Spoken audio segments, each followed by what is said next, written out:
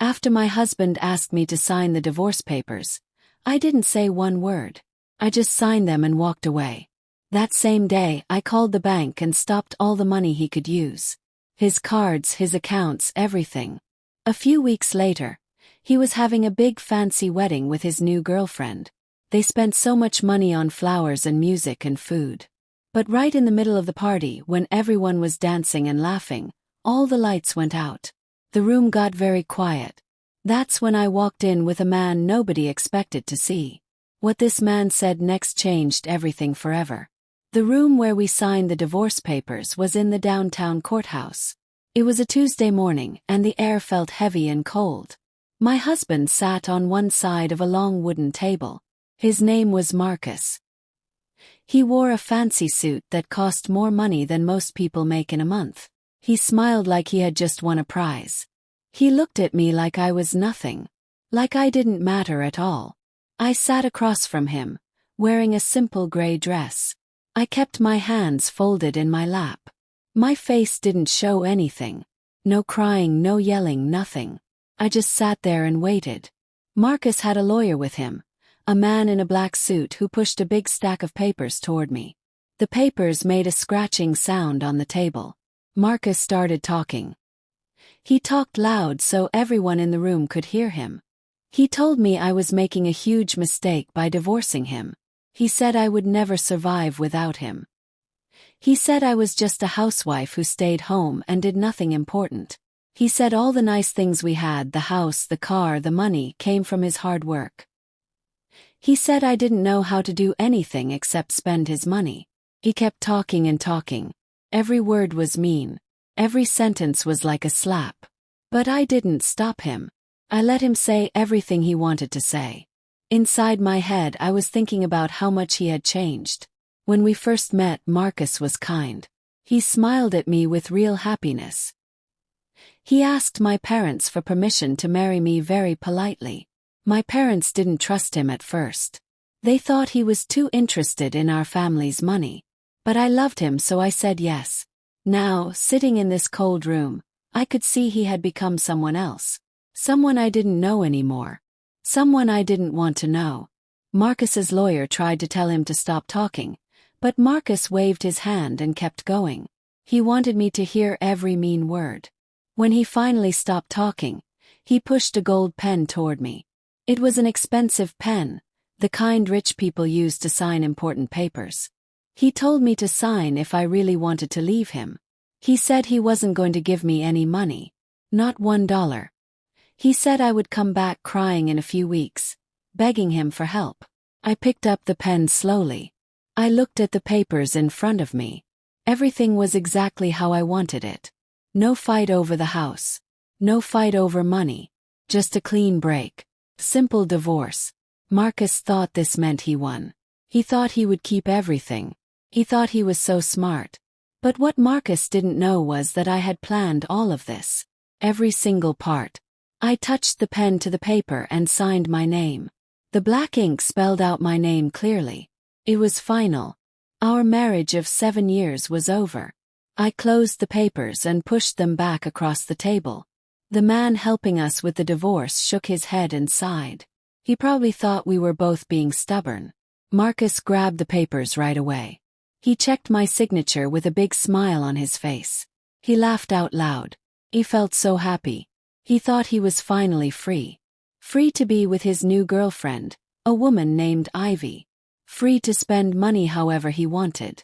Free to pretend he was a big, important man. I stood up from my chair.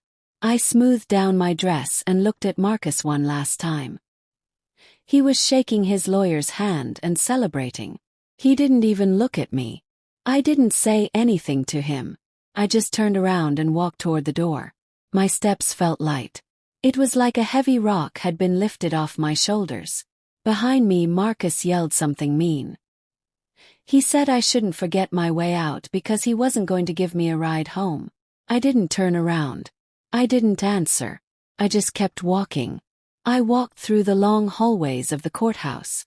People were rushing around, going to different rooms, talking on their phones. Nobody paid attention to me. I reached the front doors and walked outside. The sun was shining bright. felt warm on my face. It was so different from the cold, mean feeling inside that room. A black car was waiting for me at the curb. It was a nice car with shiny paint and clean windows. I got in the back seat and sat down. I let out a long, slow breath. My driver was an older man named Thomas. He had worked for my family for many, many years. He was like family to me. Thomas looked at me in the mirror and asked if everything went okay. I nodded and gave him a small smile. I reached into my bag and pulled out my tablet. When I turned it on, the screen showed the logo of a big, important bank. This bank held all of my family's money. All of the business money too. I typed in my password and my fingerprint to log in. The screen showed me all the different accounts. I could see Marcus's name on several of them. For the past 7 years, Marcus had a special card. He could spend as much money as he wanted with this card. He thought it was his own money. But it wasn't. It was my family's money. The account belonged to my family, not to him. My family gave him that card to make things easier when he helped run our business. But Marcus forgot something very important. He forgot that he was never the real owner. He was just using someone else's money. Everything we owned, the big house, the fancy cars, the expensive clothes, all of it was connected to my family's accounts. I looked at the screen and found Marcus's name. Next to his name it said, Full Access. I tapped on it with my finger. A menu appeared asking me what I wanted to do. I selected the option that said, Block All Access. The tablet asked me if I was sure. It showed a warning that said this would stop Marcus from using any money at all. I pressed the button that said, Confirm. The screen thought about it for a few seconds. Then a big green check mark appeared. The word said, Access successfully removed. I leaned back in the soft car seat. I closed my eyes for a moment. I thought about what was going to happen next.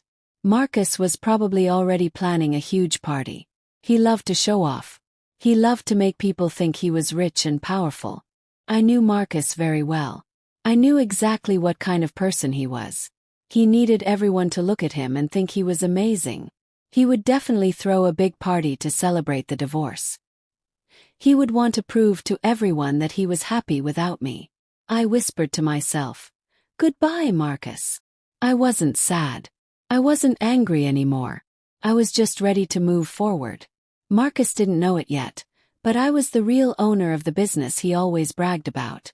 The car started moving through the city streets. In the quiet car, I opened my phone and checked my messages. There was a message from my uncle, Mr. Benjamin. Uncle Benjamin was very wise. He had helped my father build our family business many years ago. After my father passed away, Uncle Benjamin helped me take care of everything from behind the scenes. His message was short. It asked, Is step 1 finished? Type back quickly. I told him yes, the divorce papers were signed. I told him Marcus's access to money was completely cut off. I also told Uncle Benjamin to get ready for step 2. The game was just starting. This time I was the one in control. Marcus walked out of the courthouse feeling like a king. He felt like a bird that just escaped from a cage. He pulled out his phone right away and called Ivy.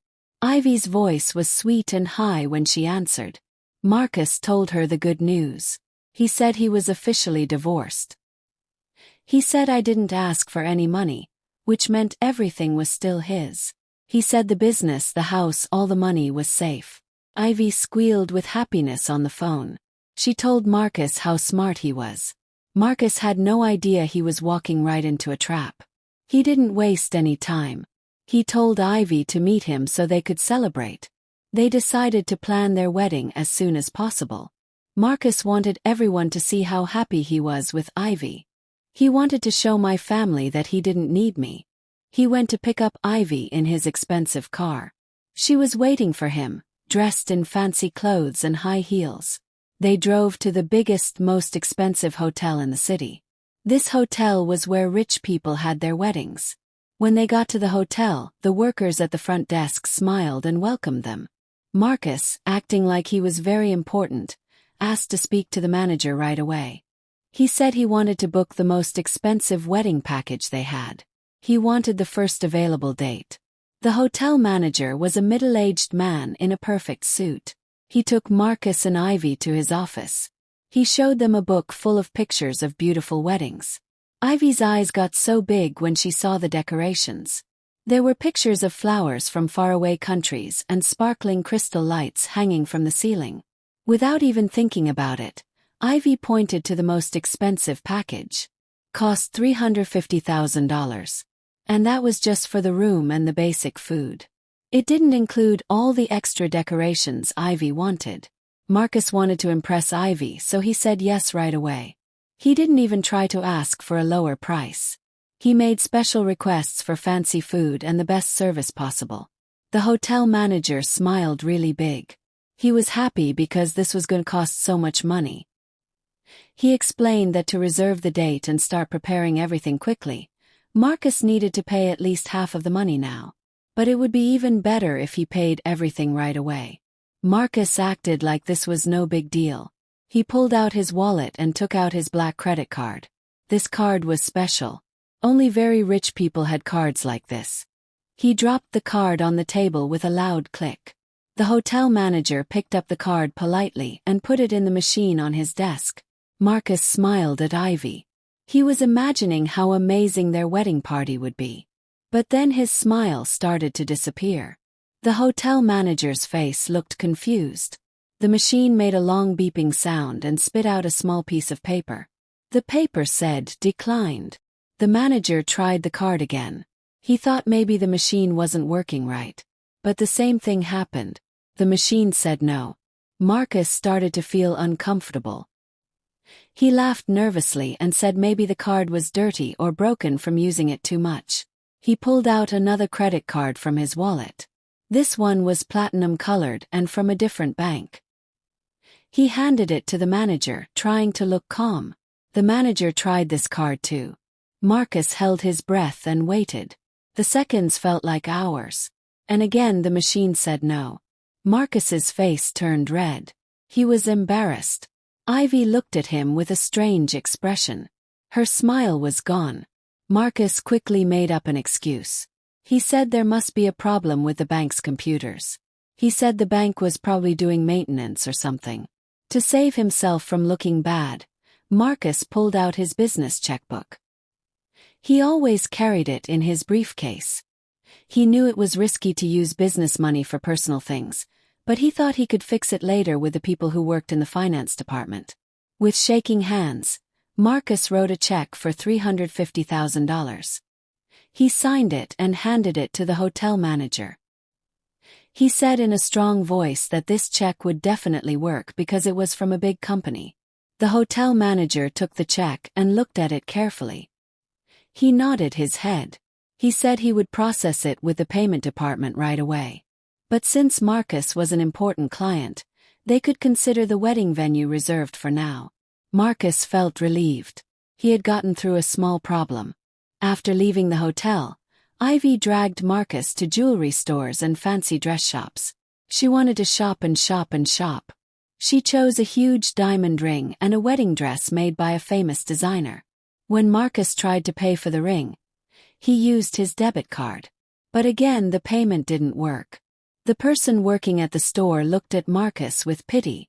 Marcus started to panic for real now. He tried to open his banking app on his phone to transfer money, but the app wouldn't open. Instead, a message appeared on his screen. It said, "Your account has been temporarily frozen. Please contact your bank branch." Cold sweat started running down Marcus's face. He made up another excuse for Ivy. He said his phone probably had a virus or got hacked, and the bank blocked his account for safety. Ivy was getting annoyed and suspicious now. But Marcus promised her that tomorrow morning, after he fixed everything at the bank, she could buy whatever she wanted. Marcus had no choice but to take Ivy home without buying anything. All they had was the promise of a big wedding party they had just reserved. In the car, Marcus called his mother. He hoped she would lend him some cash to get through this problem. But his hopes were crushed when his mother answered the phone. She was very angry. She had already heard about Marcus divorcing me from other family members. Marcus's mother yelled at him. She said divorcing me was a terrible mistake. She had always thought I was a good wife from a respectable family. She refused to lend him any money. She told Marcus to solve his own problems like a grown man. Frustrated, Marcus threw his phone onto the car seat. He felt like the whole world was against him. He didn't understand what was happening. He didn't realize that this wasn't bad luck. It was my plan working perfectly. Back at the hotel, after Marcus and Ivy left, the manager made a phone call. He spoke in a respectful voice. On the other end of the line was my personal assistant, a woman named Claire. The hotel manager told Claire that Marcus had just given a company check to pay for the party. Claire gave him specific instructions.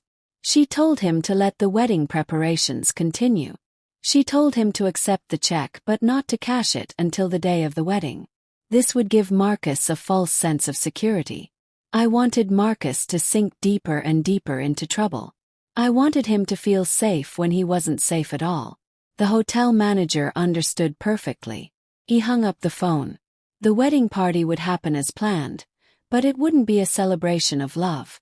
It would be the stage where Marcus's fake life would fall apart. The morning after that crazy day at the hotel, Marcus woke up with a bad feeling in his stomach. The sun was coming through the curtains of the expensive apartment he had rented last month. This apartment was where he lived with Ivy now. His head felt heavy. He wasn't tired from lack of sleep. He was worried because his credit cards had suddenly stopped working. He sat on the edge of the bed and rubbed his face hard. He tried to convince himself it was just a temporary computer problem at the bank. He was the head of a big company. It was impossible for the bank to block him without warning. Marcus grabbed his phone from the table next to the bed. He hoped to see a message from the bank explaining the error. But there were no messages from the bank. Instead, there was a message from Ivy. She had woken up early and was waiting for him in the lobby. She was excited to continue shopping for the wedding. Marcus showered and got dressed quickly. He put on his best shirt and his expensive watch. He was trying to feel confident, even though his confidence was shaking. When he went down to the lobby, he saw Ivy sitting on a couch, looking at a fashion magazine. Ivy's face lit up when she saw Marcus. She stood up right away and grabbed his arm. She reminded him of all the things they had to buy today.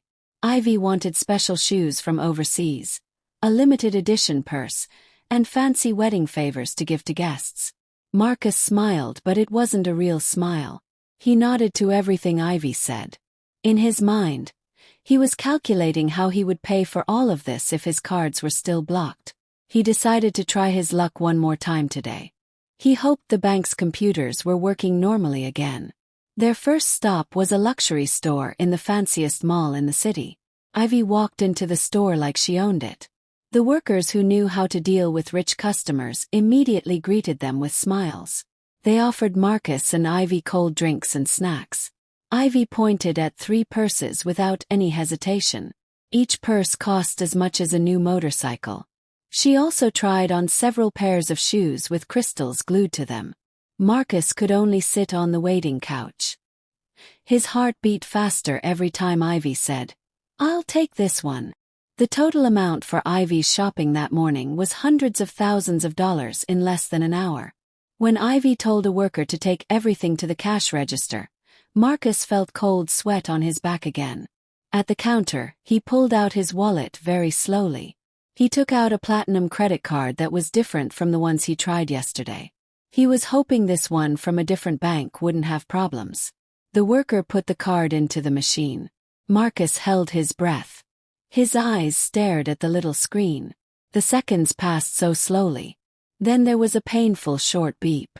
The worker looked at Marcus politely but with a hint of doubt in her eyes.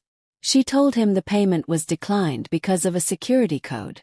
Marcus forced himself to laugh to hide his embarrassment. He made an excuse out loud so Ivy and other customers could hear. He said his bank probably blocked high-value purchases because they detected suspicious activity to protect important clients like him. Ivy was getting really irritated now. She looked at Marcus with a questioning face, like she was asking what the point was of being married to someone important if they couldn't even go shopping. Marcus didn't want to look bad in front of Ivy and the store workers, so he asked for the store's bank account number. He promised he would have the finance staff at his office make a direct money transfer from the company account that same day. The store worker seemed hesitant. Their normal rule was full payment right away for items taken immediately. But Marcus pulled out his business card with the title Chief Executive Officer printed on it. He assured the store manager that he was an important person and the payment would be made before the afternoon ended. The manager was afraid of offending a potential big client, so she finally agreed. She let them take the items, but only if they sent proof of the money transfer within 3 hours. Leaving the store, Marcus felt a little relieved, but the weight on his shoulders was even heavier now. He had a debt in the form of a promise he had to fix immediately. But Ivy wasn't satisfied yet. She dragged him to a car dealership not far from the mall. Ivy insisted that Marcus buy her a brand new sports car as a wedding gift. She wanted to show up at meetings with her friends in a new car to make them jealous. Marcus, with his ego too big to say no, couldn't refuse. He thought buying a car usually involved a payment plan managed by a finance company, so he wouldn't need to swipe a credit card right away. This felt safer to Marcus given his strange financial situation.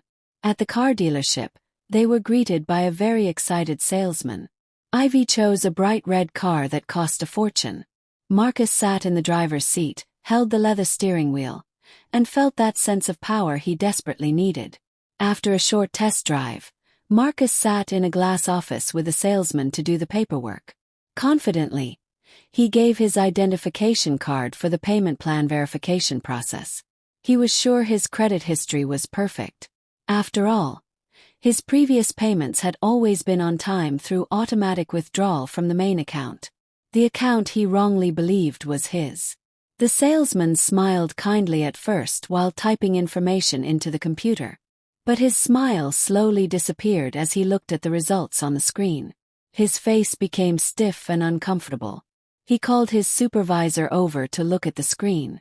They whispered seriously to each other, glancing sideways at Marcus.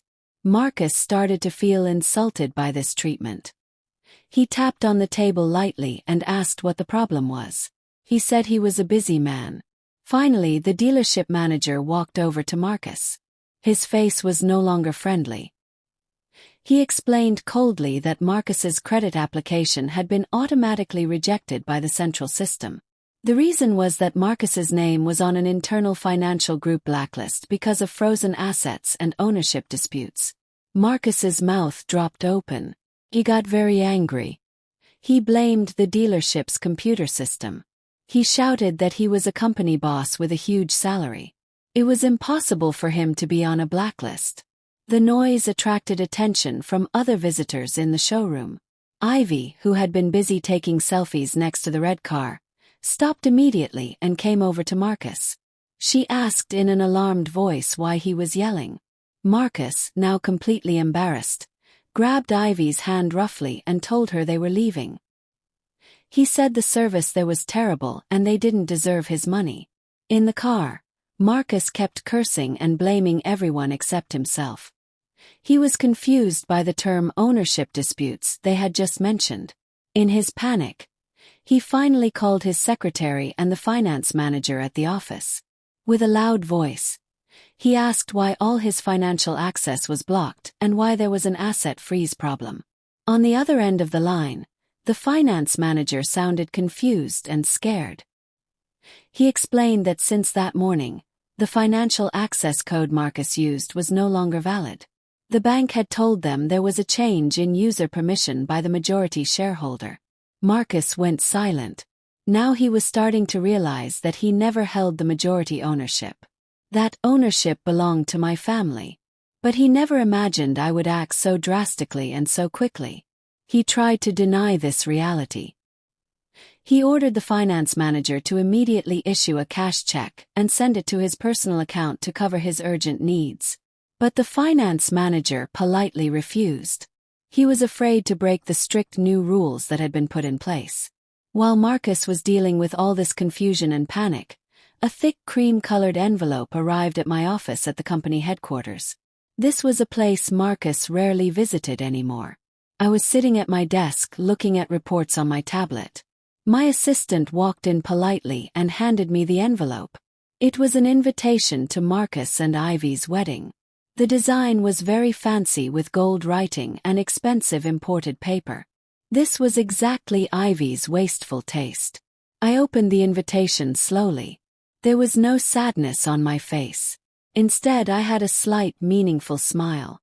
Inside was the date and location of the party, which would happen in 2 days. I took a pen and wrote a single word on the reply card. Attending. Then I handed the card to my assistant to send back. I knew my attendance wouldn't be as a regular guest.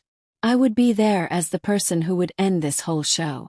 The day Marcus and Ivy had been waiting for finally came. The wedding day. It was planned with so much extravagance to prove their social status. But for Marcus, it felt like a bomb ready to explode. Since the morning Marcus had been at the hotel, he hadn't slept well. He was haunted by messages from different vendors demanding payment. The suit shop insisted on the money transfer receipt that never came. The jewelry store threatened to take back their merchandise. The decoration company demanded full payment of the remaining balance before the event started that night. Marcus felt like he was standing in quicksand. The more he moved, the deeper he sank. He kept lying to everyone, saying the money was in the process of being cleared by the bank and would arrive that afternoon. Meanwhile, the atmosphere in the hotel's grand ballroom was full of activity. Workers were putting up thousands of fresh flowers brought in from another state. A beautiful crystal light fixture was already hanging from the ceiling, reflecting golden light everywhere. A thick red carpet stretched from the entrance all the way to the wedding altar. Everything was designed to look like a fairy tale palace. Vi seemed extremely happy. She was busy telling the staff what to do. She asked them to change the flowers in one corner or make the lights dimmer in another spot. She had no idea about the storm brewing in her future husband's mind. To Ivy, today was the day of her complete victory over me.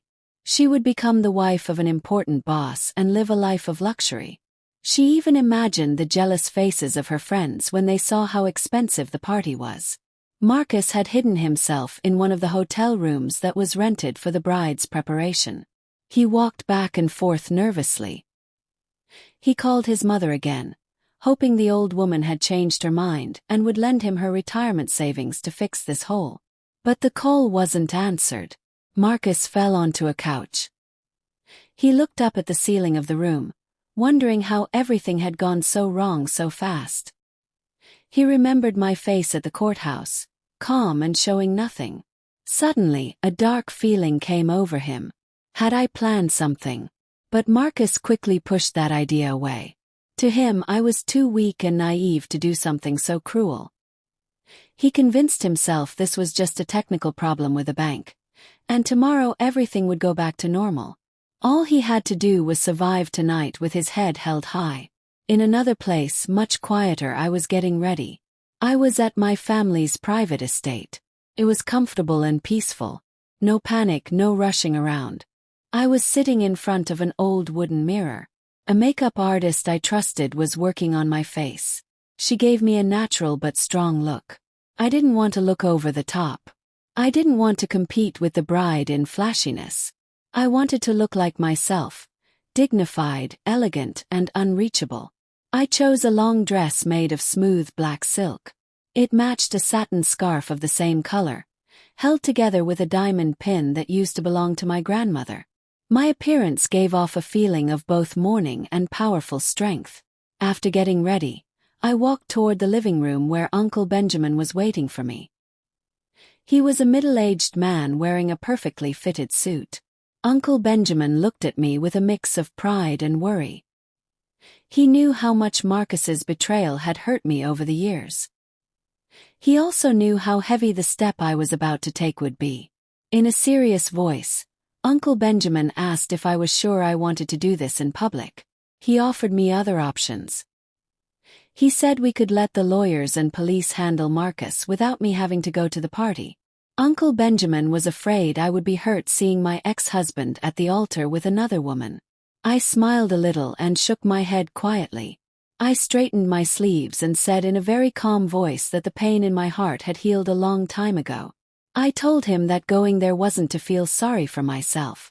It was to make sure justice was served by my own hands.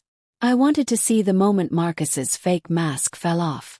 I wanted him to know that the woman he had looked down on all this time was the same one who could destroy him in an instant. Hearing that answer, Uncle Benjamin nodded with understanding. He didn't argue anymore. He offered me his arm to hold. We walked outside and headed for a shiny black car waiting in the driveway. The car's engine purred softly, ready to take us to the battlefield. Back at the hotel, the sun was setting and guests started to arrive. A line of expensive cars dropped off guests at the main entrance. The front of the ballroom began to fill with people. They were Marcus's business partners, Ivy's high society friends, and some distant relatives. Everyone admired the fancy decorations. Food and drinks started being served by waiters in perfect uniforms. Beautiful music from an orchestra filled the space, creating a romantic and elegant feeling. Marcus and Ivy were already standing at the altar, greeting each guest who walked in. Marcus forced a smile on his face, though his eyes kept scanning the room nervously.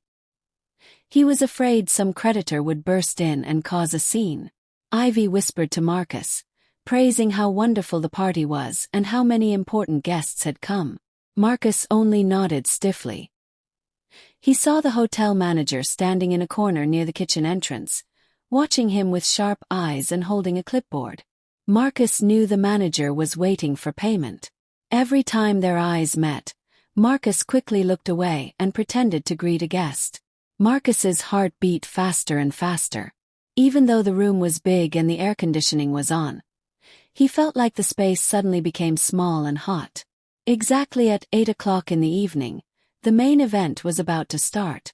A famous host who was hired at a high price was already on the stage, ready to lead the ceremony.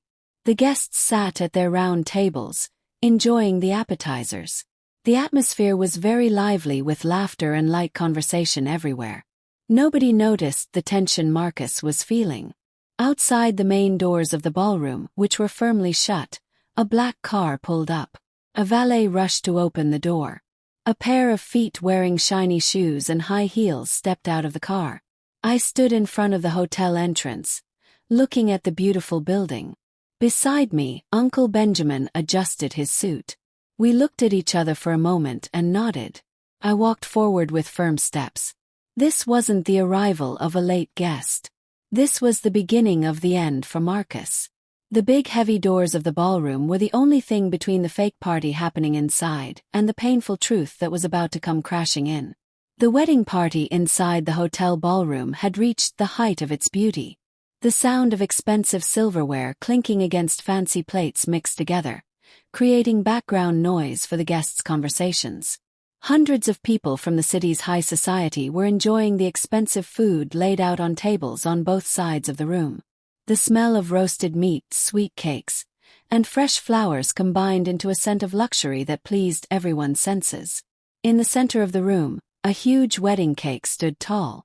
It had 7 layers and was decorated with detailed sugar flowers that looked almost real. Everything seemed perfect, at least in the eyes of the guests who didn't know about the money drama choking Marcus. Marcus stood next to that big cake with a crystal glass in one hand. The glass had expensive sparkling water in it. He looked around the room with mixed feelings. On one hand, his pride felt satisfied seeing so many important people at his party. Business partners, competitors, and even Ivy's rich friends who had previously ignored Marcus were all there. Tonight, Marcus felt like he had proven he was a little king in his own kingdom. But on the other hand, the shadow of unpaid bills kept haunting him. He saw the hotel manager standing stiff near the kitchen entrance. The manager's eyes followed Marcus's every move like a guard watching a prisoner. Marcus tried to ignore that stare. He took a sip of his drink to wet his throat, which was dry from worry. The young host, wearing a perfect suit and speaking with a smooth voice, stepped onto the main stage. He politely asked for everyone's attention. The background music, which had been quite loud until then, got quieter. The host announced it was time for Marcus to give a short speech, a few words of thanks and celebration for his new life. Loud clapping echoed through the room.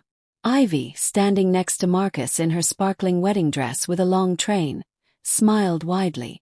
She nudged him and whispered for him to give a great speech to impress everyone. Marcus nodded, fixed his tie, and walked toward the stand with a microphone in the center of the altar. He took a deep breath to gather what was left of his confidence. He held onto the stand like it was his only support at that moment. He started to speak. His voice shook a little at first, but slowly it became stronger and more confident. He greeted the guests and thanked them for coming. Then his speech went beyond just saying thank you. Marcus started to tell the story of his success, or rather, the made-up version he had created in his own mind. He talked about how he had built his career from nothing. He talked about how he had worked day and night to grow the company he led now. He described himself as a hard-working visionary who had conquered the tough business world without anyone's help. The guests listened carefully. Some business partners who knew the company's real history whispered quietly to each other. They doubted Marcus's claims, but they still clapped politely. Marcus, feeling brave because of the audience's reaction, moved on to a more personal topic. Without saying my name directly, he started dropping hints about his past. He said that for years he had been held back by a home environment that didn't support his dreams.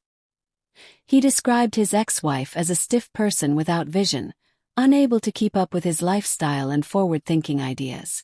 Marcus said he needed a partner who was a helper, not a burden. He said living with someone who wasn't on his level, either in thinking or appearance, was painful for a successful man like him. Ivy, standing behind him, smiled like she had won a prize. She felt flattered, thinking all those hidden compliments were about her. Marcus turned to Ivy and held out his hand. She stepped forward and took it. Marcus continued his speech, praising Ivy to the sky. He described her as a modern, smart, beautiful woman who understood what a business leader needed. "Tonight," Marcus said into the microphone, "is proof that I have found my perfect match, a woman who deserves to be by my side at the top of success." He ended his speech by asking all the guests to raise their glasses and toast to a bright future with Ivy and the business empire they would build together. To a future without limits, to freedom and real success. Marcus shouted, his face red with excitement. The guests raised their glasses together and cheered. Marcus felt on top of the world. For a moment, he forgot about the rejected credit cards and the threats from the finance company. He felt like he couldn't be defeated. But just as the cheers died down and Marcus was getting ready to step off the stage to cut the cake, something strange happened. The spotlight shining on him suddenly flickered once. Then it started to slowly get dimmer. At first, Marcus thought it was part of a dramatic effect prepared by the wedding planner. He smiled, waiting to see what surprise would appear. But the dimming was different. Not only the stage lights but also the big crystal light in the center of the ballroom got dimmer until it almost went completely dark. The space that was previously bright turned gloomy, creating an atmosphere of confusion. The orchestra music that had been playing beautifully suddenly stopped. Not because the conductor wanted it to stop, but because the lights in the musicians' area went out completely. They couldn't read their music sheets anymore. The guests started to whisper to each other. The confused whispers began to sound like the buzzing of angry bees. Marcus signaled to the light technician in the corner of the room to turn the lights back on. But the technician looked busy, working on his control panel with a look of panic on his face. In another corner, the hotel manager was talking into a walkie-talkie with a very serious expression. But he didn't seem scared like the technician. Instead, he looked calm, like he expected this to happen. He gave a short instruction and then looked directly toward the stage, right into Marcus's eyes. It wasn't a look of respect toward an important client. It was the cold stare of someone who had just received orders to take action. Marcus felt a chill run through his body. He tried to speak into the microphone again to calm the guests. He said it was just a small technical problem. Ladies and gentlemen, please stay calm. The hotel's backup generator is probably starting up. Just one moment, please, Marcus said with a forced smile. But his voice wasn't heard. The microphone in his hand was completely dead. The entire sound system in the room had been shut off. An unnatural silence took over the large room. The guests' laughter and conversations faded slowly, replaced by growing curiosity and tension. Ivy pulled hard on Marcus's arm. Honey, what's going on? You said this hotel was the best. How can the lights and sound fail? Don't embarrass me, she snapped in a whiny voice. Marcus didn't respond. He was busy tapping the head of the silent microphone. In the dim light, as the emergency lights on the walls started to turn on, everyone's attention suddenly shifted. They weren't looking at the stage anymore. They were looking at the main door of the ballroom at the back of the room, opposite the altar. The huge carved wooden double doors began to open slowly. Nobody was pushing them.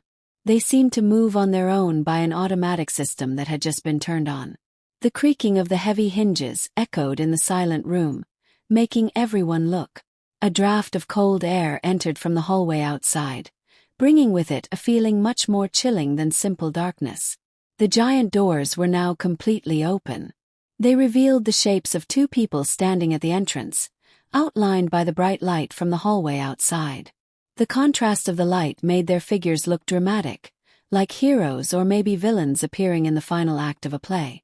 The silent ballroom seemed to hold its breath. No guest dared to speak. All eyes were fixed on those two figures. Slowly they began to walk in. The sound of their footsteps on the hard marble floor was clear and rhythmic. Click, click, click. The firm sound of high heels mixed with the heavy step of men's shoes, creating a threatening rhythm that broke the silence. The woman was me. I wore a very elegant outfit, completely different from the simple appearance Marcus was used to seeing at home. My long dress was made of dark velvet that seemed to absorb the light, giving me a mysterious and powerful presence. My scarf was perfectly arranged, framing my calm face that gave off a cold and sharp feeling. I wore no excessive jewelry, only an old pin on my left chest. But my presence alone seemed more valuable than all the gold decorations in the room. Beside me walked Uncle Benjamin, a middle-aged man with an imposing posture and great dignity. He wore a perfectly tailored European suit, and his hair was combed back, highlighting his firm and experienced face. As we walked into the room, guests near the entrance instinctively moved aside, creating a wide path through the crowd. Several older guests, veteran businesspeople from the city, seemed surprised. They recognized Uncle Benjamin's face. The whispers started again, but this time with a tone of awe and respect. "Isn't that Mr. Benjamin from the Sterling Group?" a man whispered to his wife. "What is a mogul like him doing at Marcus's party?" another person asked. "And who is that woman beside him?" "It can't be his wife." "That woman is Marcus's ex-wife," said another guest who recognized me. A wave of shock spread quickly among the guests. But Uncle Benjamin and I walked tall, our eyes fixed on the altar stage. Marcus, standing on the poorly lit stage, squinted his eyes, trying to recognize the unexpected guests. When the emergency light clearly showed my face, Marcus's heart seemed to stop for a moment. He couldn't believe what he was seeing. The woman he had just divorced, the woman he had insulted in his speech, was now entering his party with her head held high, walking next to a stranger. Shame, anger, and confusion mixed together in Marcus's chest. But what scared him most was the man next to me. Marcus had seen that face in international business magazines and in a photo hanging in the lobby of the headquarters building. It was Mr. Benjamin, a legendary person who controlled many big companies, including the company Marcus worked for. Marcus had never met him in person because his position was considered too low to attend meetings with the majority shareholder. Ivy, who didn't know who Mr. Benjamin was and didn't care about his impressive presence, burst into anger immediately. She felt her moment had been ruined. She grabbed another microphone from the stand, hoping it would work, but it was also dead. Finally, she shouted in a sharp, high voice that broke the tension. "Hey! Who let this common woman in? This is a private event. Security. Where is security? Get these people out of here right now."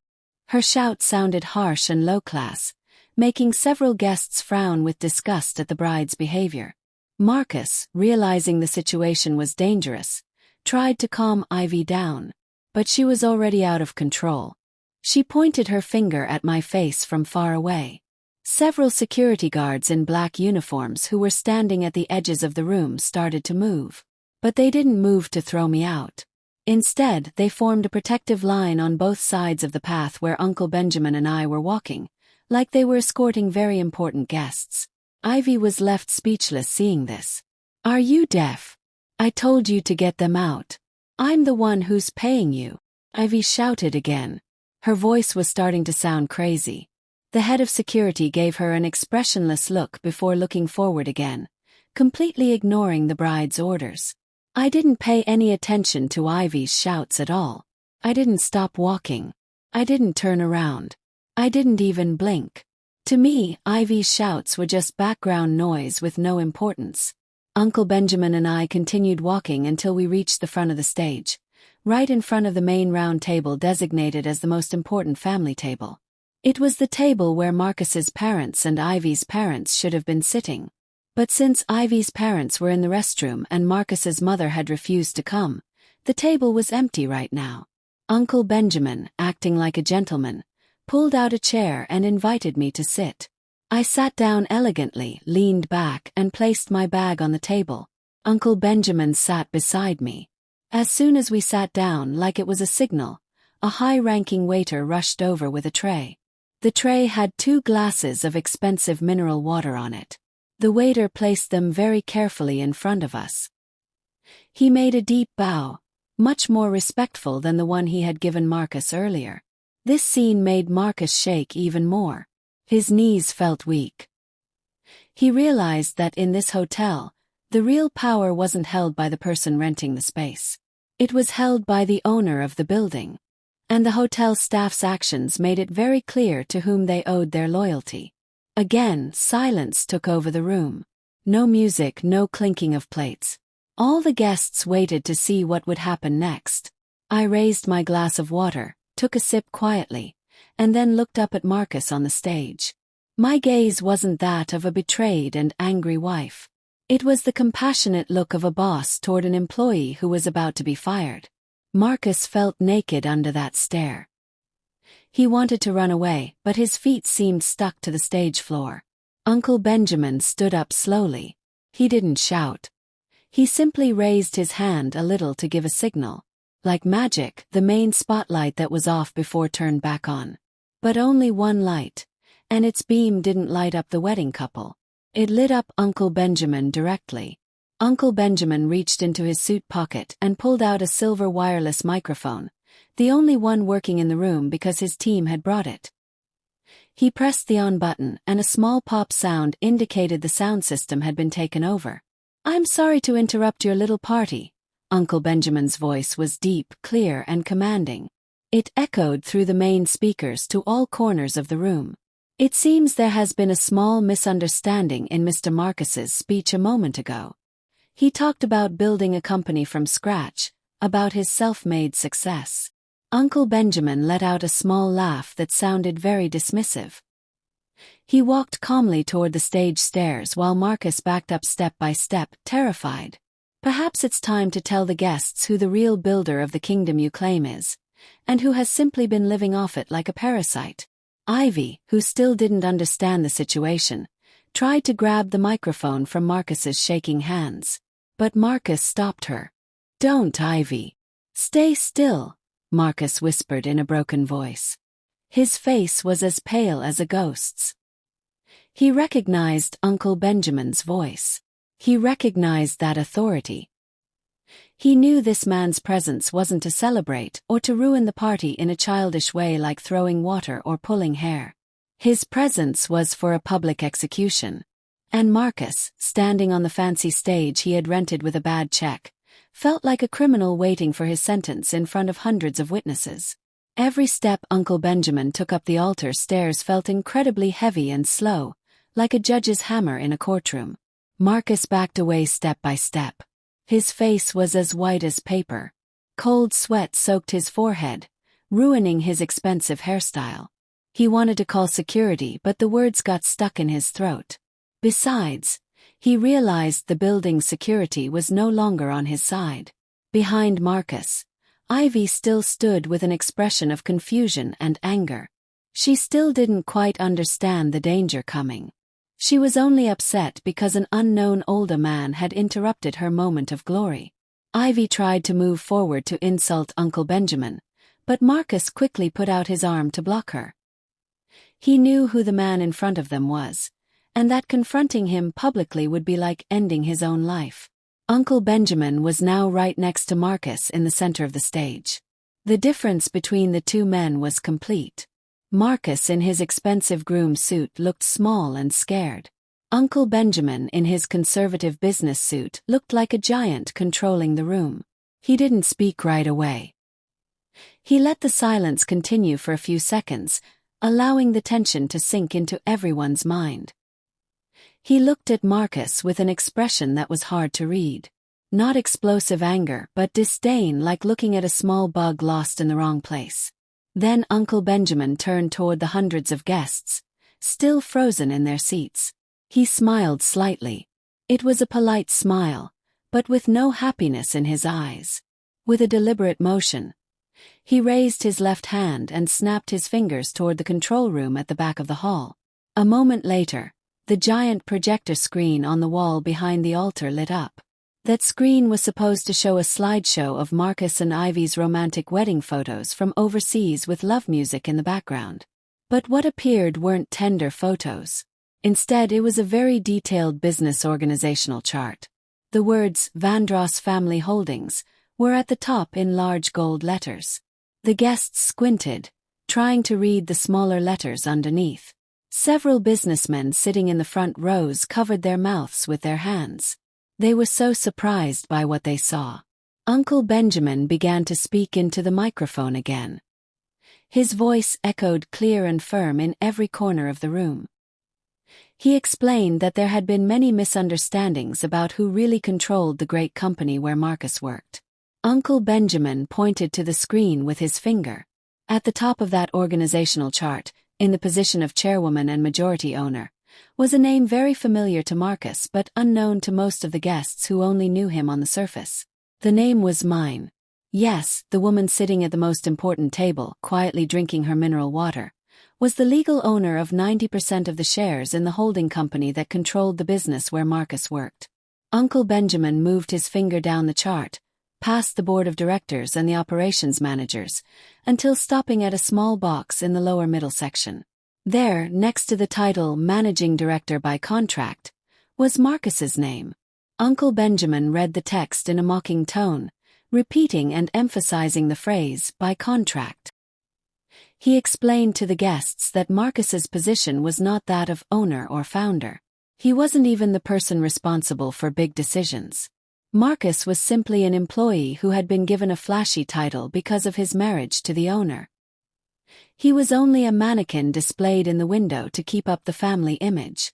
All important business decisions were actually made by the board of directors under my orders. Marcus's face turned red with shame. His secret had been revealed in front of hundreds of people. He had always bragged about being a self-made boss, the brain behind the company's success. Now everyone knew he was just a lucky employee who had married the real boss. The whispers among the guests grew louder. They started to laugh at their own foolishness for believing Marcus's lies. Ivy, who had been staring at the projector screen, felt her knees go weak. She looked at Marcus with horror. Her dream of becoming a mogul's wife had shattered in an instant. She realized Marcus had lied to her about how much power he really had. Unable to bear such embarrassment, Marcus tried to defend himself. He grabbed the dead microphone from Ivy's hand and shouted with all his strength. Even though his voice wasn't coming through the speakers, he shouted that the organizational chart was fake. He shouted that he had worked day and night, that he had brought clients and profits to the company. He claimed that things like the luxury house, the sports car, and the apartment were bought with his own hard work in his name. Marcus tried to convince the guests this was all malicious lies from a bitter ex-wife. He pointed at me with a shaking finger, accusing me of sabotage because I was jealous of seeing him happy with Ivy. Uncle Benjamin laughed lightly when he heard Marcus's pathetic defense. He gave another signal to the operator. The image on the projector screen changed again. This time it showed a list of the things Marcus had just claimed were his. On the screen appeared clearly the house deed, the car registration papers, and the apartment's ownership papers. But in the legal owner column, there wasn't a single mention of Marcus's name. All the things were in the name of Vandross Family Trust or in my personal name. Uncle Benjamin, like he was teaching a child, patiently explained that all the luxury items Marcus had enjoyed over the last 7 years, from the watch on his wrist to the car he used to pick up Ivy, were company property lent to him as a convenience of his position.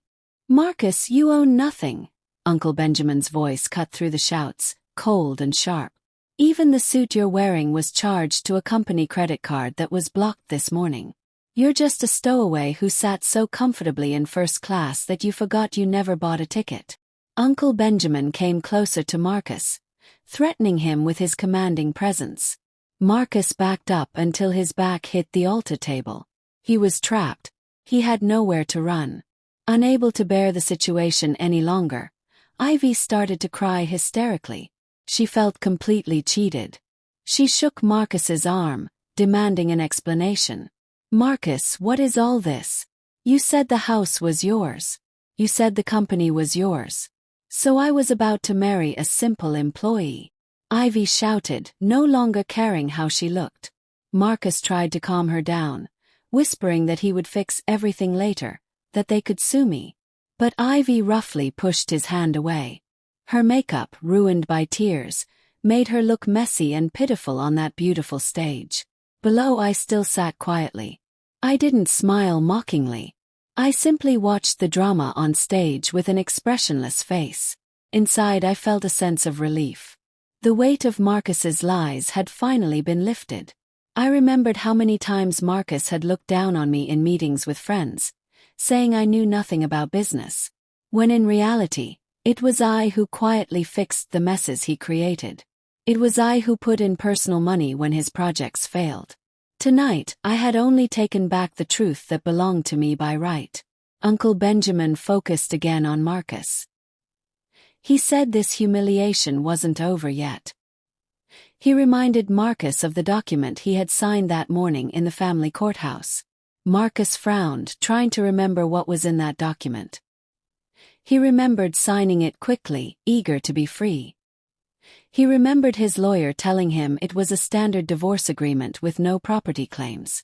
Marcus wondered what that divorce agreement had to do with this situation. Uncle Benjamin, like he could read Marcus's mind, pulled out a dark blue folder from his suit. He held it high for everyone to see. "You probably thought this was the end of your marriage, Marcus. But in reality, it's the beginning of your financial ruin," Uncle Benjamin said mysteriously, preparing the final blow that would bury Marcus alive. The atmosphere in the hotel ballroom changed completely. If before it felt like an embarrassing circus show, now it felt like a tense execution chamber. The guests held their breath. Their eyes were fixed on the dark blue folder Uncle Benjamin was holding. Marcus looked at the folder with crushing anxiety. His heart was beating so hard it felt like it would jump out of his chest. He tried to remember every rule he had glanced at that morning, but his brain, gripped by panic, couldn't think straight. He felt he had missed something very deadly, hidden in the stack of legal papers he had ignored. Uncle Benjamin opened the folder with a deliberately slow movement, torturing Marcus's mind. The sound of pages turning was picked up by the microphone, creating a dramatic and scary effect. He pulled out a piece of official paper with Marcus's signature clearly visible in black ink, still fresh at the bottom. Uncle Benjamin held the paper with both hands, read it silently for a moment, and then looked directly into Marcus's eyes. His stare was full of legal certainty that couldn't be argued with. Uncle Benjamin began to explain that in the world of high-level business, every signature has consequences. Reading a contract carelessly is an unforgivable mistake. Marcus, Uncle Benjamin's voice broke the silence. You were too proud when you signed this document. Did you think you were kicking me out of your life? Did you think you had won by giving up your rights to split the property? Uncle Benjamin shook his head slowly. A smile of insulting pity appeared on his lips. Unfortunately, you didn't read Clause 14, Paragraph 3 of the Waiver of Rights Agreement you voluntarily signed. Marcus's eyes went wide. What clause was that? His lawyer hadn't told him anything about a Clause 14. Marcus looked toward the exit, hoping to see his lawyer there to defend him. But there was no sign of him. Marcus was alone. Uncle Benjamin brought the microphone to his mouth, preparing to deliver the sentence that would be the final hammer on Marcus's life. His voice became even more serious and grave. Listen well, Marcus, and all of you who are witnesses, Uncle Benjamin said loudly. He took a brief breath before continuing. Your signature this morning wasn't just for a divorce. It was consent for the activation of a full compensation clause. This clause states that if the second party, meaning you, gives up their status as the spouse of the majority shareholder, all company losses that happen during your time in charge and all personal expenses that use company resources without written approval will immediately become a personal debt. This debt must be repaid within 24 hours. The sentence echoed, bouncing off the walls of the hall, entering Marcus's ears and exploding in his brain. He staggered backward like he had been hit hard. His legs gave out and he fell onto the hard stage floor. He struggled to understand the words. Personal debt. All company losses. Marcus knew very well that many of his projects had failed because he had been busier playing golf and going on vacation than taking care of business. The total of those losses could be millions of dollars. And the $350,000 for tonight's party cost. That too would be considered an unauthorized expense since I had blocked his access before the payment. Uncle Benjamin wasn't finished yet. He continued his explanation with an even more pressing tone. According to the financial audit we did last week, the total loss from failed projects and misuse of operating money for your lifestyle during the last 7 years amounts to $8 million. And if we add the cost of the venue rental and tonight's food that you charged to an already blocked company account, your total debt is $8,350,000. The number was mentioned with such clarity that the guests were shocked. A collective gasp of surprise spread through the room. More than $8 million. It was a huge amount, impossible to pay for Marcus, who now had no job and no property. And since you no longer have any property in your name, Uncle Benjamin continued in a final tone, both civil and criminal laws will be applied at the same time. As soon as Uncle Benjamin finished the sentence, the side doors of the ballroom burst open. This time it wasn't waiters who entered. It was several men in suits with briefcases, followed by police officers in uniform. It was the legal team from my company. They walked quickly through the frightened guests toward the stage. The sound of the police boots was terrifying, signaling that this was no longer a simple family dispute. This was real law enforcement. Marcus, still on the stage floor, tried to crawl backward, moving away from the approaching police. His face was wet with tears and sweat. He turned toward Ivy, begging for help. Ivy, help me. Call your father. Ask him to lend us some money, he pleaded desperately. But Ivy's reaction was completely different from what Marcus expected, though very predictable for everyone else. Ivy backed away from Marcus like he had a contagious disease. She pushed away Marcus's hand when he tried to grab her dress. Don't touch me, she screamed hysterically. I don't know anything. You're a fraud. You said you were rich. I don't want to carry your debts. Ivy took off her engagement ring and threw it at Marcus's face. Then she tried to jump off the stage, but her path was blocked by the hotel manager and several security guards on the stairs. The hotel manager was holding a long bill. Excuse me, Miss Ivy, the manager said firmly but still politely. According to the reservation contract, your name appears as the secondary responsible party. If the main party cannot pay, you cannot leave this place until this bill of $350,000 is settled. Otherwise, you will have to come with us to the police station as a witness in a case of service fraud." Ivy's face turned whiter than her wedding dress. She screamed, cried, and begged to be let go. But the security guards kept blocking her way. Meanwhile, 2 police officers were already next to Marcus. One officer read the arrest warrant out loud. Marcus was accused of stealing company money in his position and trying to commit fraud using a bad check. The officer took Marcus's weak hands, forced him to stand up, and then placed cold metal handcuffs on both wrists. The click of the handcuffs echoed very loudly in Marcus's ears. It was the sound of the end of his freedom. Marcus cried out loud. His pride was completely shattered. He looked toward the most important table, searching for my face. He saw his ex-wife standing up slowly, fixing her scarf that the air conditioning had moved slightly. Marcus screamed my name. "Please help me. I was wrong. I was crazy. Don't do this to me. We loved each other." His scream sounded pathetic, full of regret that came too late. But I didn't move. My face stayed calm like I was watching a stranger. I showed no sign of wanting to help. I had given Marcus too many chances in the last 7 years, and he had always wasted them. This was the result of what Marcus had planted for himself. And now it was time to harvest the storm. I made a slight bow to Uncle Benjamin as a sign of respect. Then I turned my back to the stage, signaling the show was over and I had no interest in seeing the next act. The police started to lead Marcus off the stage. The guests immediately pulled out their phones to record the shameful scene. Camera flashes burst in Marcus's swollen face and in Ivy's hysterical face.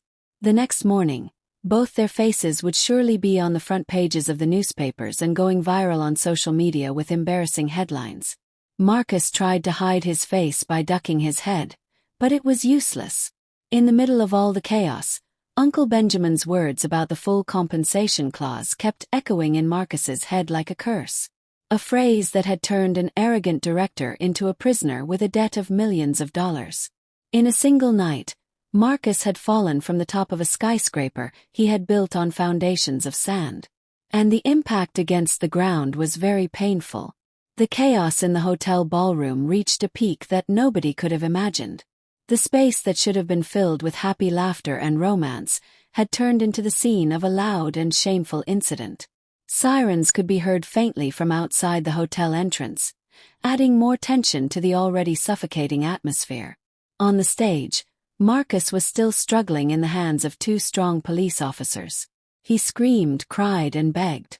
This was a complete contrast to the arrogant man who had delivered a confident speech just minutes ago. His expensive groom suit was now wrinkled.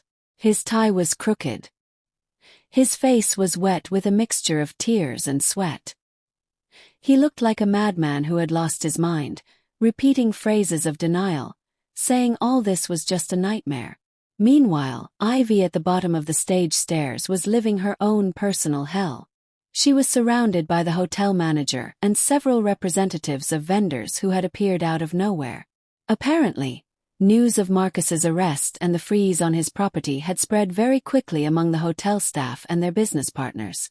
The head of catering, the florist, and even the sound system rental company, which hadn't received full payment yet, now surrounded Ivy, demanding immediate payment. Ivy screamed hysterically. The bottom of her long wedding dress was being stepped on by the shoes of the people surrounding her. Her thick makeup had run down her face. The black mascara streaked down her cheeks in horrible black lines like a ghost's tears. She tried to point at Marcus and shout that she knew nothing about the money. But the creditors didn't care. Ivy's name was on the contract as a guarantor, and the law isn't interested in crocodile tears. In the middle of all the chaos, I stood up slowly from my chair. My movements were calm and measured, like I was in a different time dimension from the chaos surrounding me. Uncle Benjamin stood by my side, offering protection in case of any possible violence. But I slightly raised my right hand, showing I could handle it myself. I smoothed the folds of my black velvet dress and adjusted the position of the pin on my chest. Then I started to walk toward the stage. My steps were slow but firm. The guests who were busy recording the incident with their phones instinctively lowered their cameras and made way for me. My presence at that moment was so strong. It radiated the dignity of a winner who doesn't need to claim victory to celebrate. Marcus, as they dragged him down the stage stairs, saw me approaching. His red and swollen eyes flashed immediately with a false light of hope. He twisted his body, trying to free himself from the police to get closer to me. He thought the woman who had once loved him so much, who had always forgiven his mistakes, would soften when seeing his current state. With a broken and pathetic voice, Marcus shouted my name. He asked for forgiveness. He said he had been crazy. He said Ivy had influenced him. He said he still loved me. Marcus lowered his pride to the maximum, trying to kneel on the cold marble floor even though his hands were handcuffed behind his back. He hoped I would ask the police to release him, or at least pay his debts like I used to do in the past when he got into trouble with gambling or lifestyle debts. I stopped exactly 2 steps from where Marcus was kneeling. I looked down at him through my long eyelashes. There was no anger on my face, only an empty and cold gaze, like I was looking at a stranger I had never met before. I remembered all the insults Marcus had directed at me during our 7 years of marriage. I remembered how he had called me boring. I remembered how he had skillfully hidden his affairs with other women. I remembered how he had subtly pushed me aside in the company's social circles. All the bitter memories flashed through my mind, but strangely they no longer hurt. I only felt pity. Pity for how small the soul of the man in front of me was. Please pay this debt. I promise I'll pay you back later. I promise I'll change. Don't let the police take me. Marcus begged with spit and snot mixed together in a sight disgusting to anyone who saw him. The police officers holding him looked at me, waiting for my reaction. Would there be an intervention, or would a new drama unfold? I sighed briefly and then spoke. My voice was soft but clearly heard in Marcus's ears. Marcus, for 7 years I've always cleaned up your messes. I looked the other way when you took money for your whims. I stayed quiet when you pretended to be the owner of my company. I gave you countless chances to grow up and act like an adult. I paused, letting my words sink in. But today you yourself chose your destiny. The signature on the divorce papers was your choice. This fancy party was also your choice. And that woman over there, I pointed to Ivy, who was crying while being held by security, was also your choice. I'm done being your rescuer. It's time for you to learn to be a man responsible for your own choices. Hearing those words, Marcus's hope shattered completely. He realized I had truly closed my heart forever. I was no longer the obedient wife he could manipulate. Marcus let out a loud cry of despair, a sound that echoed horribly through the room. The police pulled him again, forcing him to stand up, and dragged him toward the side exit. Marcus didn't stop looking back toward my firm figure until he disappeared behind the guarded double doors. After they took Marcus away, I directed my gaze toward Ivy. Seeing them take Marcus, Ivy panicked even more. She tried to free herself from the hotel manager's grip, but she had no strength left. Seeing me looking at her, she immediately changed her approach from angry to begging. Mrs. Vandross, please help me. I knew nothing. Marcus tricked me. I'm a victim too. As a woman, please have mercy on me. She pleaded with a pitiful face, hoping that female solidarity would save her. I walked up to Ivy and looked at the expensive wedding dress she was wearing. It had been bought with a company credit card that now formed part of the mountain of debt. I smiled very slightly, an almost invisible smile. I reached into my bag and pulled out a white envelope, the kind usually given to the bride and groom with gift money inside. Ivy's eyes sparkled when she saw the envelope. She thought I would give her a check to settle the hotel bill and let her go free. I handed her the envelope. Ivy grabbed it quickly with trembling hands. Impatiently she opened it. But her face went pale instantly when she saw what was inside. The envelope was empty. There was no money or check. Only a small note with a copy of the unpaid bill for the wedding dress. I had gotten the receipt from the boutique, another victim of Marcus's sweet promises. "You wanted a high-class lifestyle, didn't you, Ivy?" I said in a low voice, almost whispering in Ivy's ear. "You wanted to be on the same level as Marcus. Congratulations. Now you two really are on the same level. Both in debt. Both facing legal processes.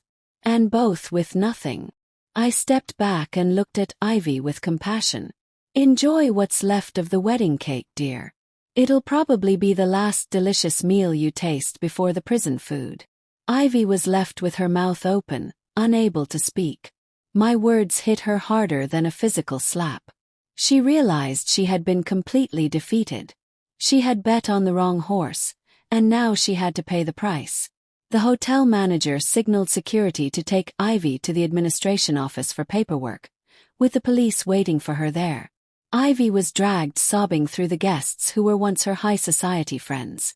The same friends she had once bragged to were now busy recording her downfall to gossip about in their group chats. Ivy covered her face with the torn hem of her dress, unable to bear the shame. The ballroom began to empty slowly of the main drama. Only the guests remained, still frozen in their seats, shocked by the real spectacle they had just witnessed. I turned and walked back to Uncle Benjamin, who was waiting for me with a smile of pride. There were no victory cheers or celebration party. I only felt tired, but it was a tiredness of relief. I took my bag and walked with Uncle Benjamin toward the main exit. The guests in my path bowed their heads as a sign of respect. This time not out of formality, but out of genuine awe. I walked down that red carpet, not as a bride, but as a queen who had just cleaned her palace of trash. I didn't look back again, leaving behind the remains of a $350,000 party that was now only a horrible memory for a pair of indebted cheaters. A month after that chaotic wedding night, the news of the fancy party that ended with handcuffs remained a hot topic in various media outlets and online platforms. The faces of Marcus and Ivy vividly decorated the front pages of newspapers and business magazines, but with a very different story from the one they had dreamed of. Marcus became the symbol of the fall of a young, corrupt, and greedy executive. Ivy became the real-life example of a fatal, wasteful lifestyle. In-depth investigative reports revealed how Marcus had stolen company money for years to pay for his luxurious lifestyle and his affairs with other women. The total loss revealed by the audit was a fantastic number that shocked the public. Behind the bars of the city's jail, Marcus sat thinking in a corner of his small and suffocating cell. He no longer wore expensive suits or brand-name watches. His body was now covered by a worn orange prisoner's jumpsuit. His hair, once always perfectly styled with gel, was now messy and starting to grow out of control. His face had become thin and gaunt. His eyes were sunken, surrounded by dark circles from lack of sleep. Every night regret ate at him. He had lost everything. His position, his reputation, his wealth, and the woman who had truly loved him. His mother visited him once, but only to scold him and tell him the entire family was ashamed of his actions. There was no defense or help from a good lawyer because Marcus had no money. Marcus was completely alone, carrying a debt of millions of dollars that he didn't know how he would pay in his entire lifetime. Ivy's fate was no less miserable. Although she wasn't locked up as long as Marcus, since her role was considered passive participation in the theft, Ivy faced a civil lawsuit that left her completely broke. All the luxury items she had received from Marcus, the purses, shoes, jewelry, even the car that wasn't paid for yet, were taken away by the authorities and the finance company as evidence and seized property. Ivy was kicked out of her rental apartment for not paying the rent.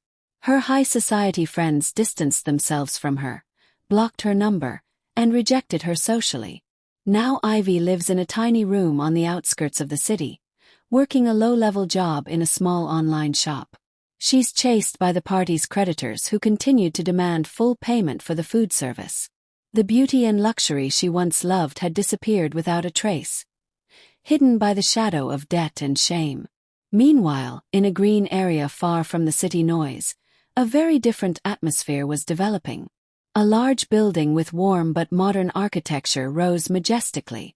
On the sign by the main door, it read, "The Vandross Foundation Children's Home." On the green lawn, orphaned children ran and played happily. They were dressed in clean and decent school uniforms. From the building's terrace, I watched them with a sincere smile on my lips. My face seemed much more alive and bright than a month before. The heavy weight that had pressed down on my heart had completely disappeared. I wore an elegant business outfit that combined professionalism and simplicity. Uncle Benjamin came out of the building's main door with a folder of monthly reports. He walked up to me and handed it over. "This month's financial report, Madam Chairwoman. After the management restructuring and the removal of the company pests, our profits have increased by 35%. Investors are trusting the Vandross Group again," Uncle Benjamin said with a smile of satisfaction. He was proud to see his niece taking complete control with wisdom. I took the folder, glanced at it for a moment, and nodded with joy. Managing the company wasn't as scary as Marcus had made me believe. With honesty and the right team, everything went smoothly. "Thank you, Uncle Benjamin. Without your help, I'd probably still be trapped in that illusion of fear," I said sincerely. I closed the folder and looked at the blue and clear sky. "Let's allocate 50% of this month's profits to the remodeling of the girls' dormitory in the back, and to educational scholarships for these children until university. Put the rest in the company savings as expansion capital." Uncle Benjamin nodded in agreement. "A wise decision. Oh, by the way, the lawyer just contacted us. The court's verdict on Marcus has come out. 12 years in prison and the obligation to pay back the property. The old house where you lived has officially become your personal property again," Uncle Benjamin reported in a neutral tone, "just a formal update." I went silent for a moment, hearing Marcus's name and that of the house. There was a bit of nostalgia but not longing. It was relief that that dark chapter of my life had truly ended. "Sell the house, Uncle Benjamin. I don't need the memories of that place. Donate the money to the construction of a community center for our local outreach project. I want to clean all traces of that past into something beneficial." I walked toward the courtyard where my new black car was parked. The driver opened the door for me politely. Before getting in, I turned to look once more at the children's home building. I saw the children smiling with innocence, living simple lives but full of love. I realized something important. True happiness didn't live in parties costing hundreds of thousands of dollars, in showing off status on social media, or in the false recognition of others. True happiness lived in peace of mind, in preserved self-respect, and in the ability to be useful to others. Got into the car. The cool air from the climate control greeted me. I leaned back in the seat. My back now felt light. I took out my phone, opened the photo gallery, and deleted an old album that had my wedding photos with Marcus. Every photo disappeared from the digital memory, along with the pain disappearing from my heart. I put down the phone and looked out the window at the straight road ahead. "To the headquarters, please," I ordered softly. The car pulled away from the children's home, slowly making its way through the busy city streets toward the tall building where I would lead my first board meeting as the recognized and sole owner. The sun shone brightly on the road before me, like the universe was blessing my new steps. Smiled. This time a smile for myself. I knew my life had just begun. And the greatest lesson I had learned from all this was that sometimes a woman's silence doesn't mean she's weak or naive. It means she's planning a strategy to win the war without needing many words. Did you like the story? And which city are you listening from? Thank you so much for your sweet support. I'm looking forward to your comments on the story. On the screen you can see 2 new life stories that I highly recommend. There's so much more on my channel. Don't forget to subscribe. See you in the next life story. With love and respect.